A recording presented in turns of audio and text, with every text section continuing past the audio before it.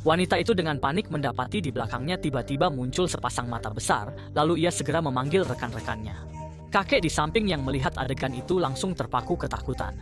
Pantas saja mereka tak menemukan jejak monster itu, karena saat merunduk di tanah, itulah penyamaran terbaik.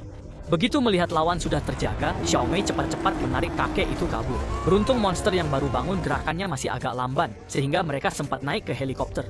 Monster itu tidak menyerang helikopter. Saat itu barulah mereka melihat wujudnya dengan jelas. Mereka mengirim rekaman itu ke markas. Orang-orang di ruang rapat semuanya terkejut, karena monster itu ternyata raksasa gunung dalam legenda. Demi mencegahnya masuk kota dan mencelakai manusia, militer segera mengerahkan pasukan besar untuk mengepung dan membasmi.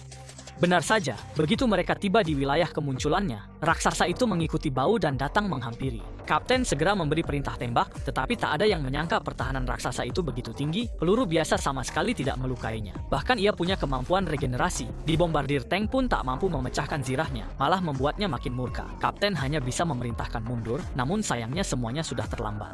Manusia tampak begitu kecil di hadapannya. Lokasi langsung kacau.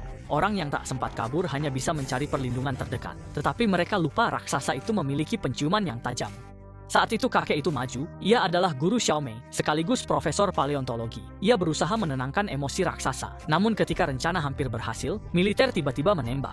Raksasa yang sudah tenang kembali tersulut. Ia menghantam kakek itu hingga terpental jauh, lalu menginjak kendaraan meriam sampai gepeng seperti piring besi. Setelah itu raksasa berbalik menuju kota dan segera tiba di pusat kota. Untungnya militer sudah mengevakuasi warga lebih dulu, sehingga tidak ada korban. Di sisi lain, Xiaomei menemukan sebuah gua di lokasi kemunculan pertama raksasa itu. Di dalamnya ada banyak tulang belulang raksasa. Xiaomei menduga itulah sarangnya, dan tanpa sengaja ia menemukan tulang-tulang itu tampaknya sangat takut sinar ultraviolet, sehingga ia langsung terpikir cara memusnahkannya. Ia lalu membawa salah satu tengkorak dan meminta militer memasang lampu ultraviolet di alun-alun. Saat raksasa muncul, Xiaomei mengemudi hendak memancingnya ke alun-alun. Namun di tengah jalan justru terjadi insiden.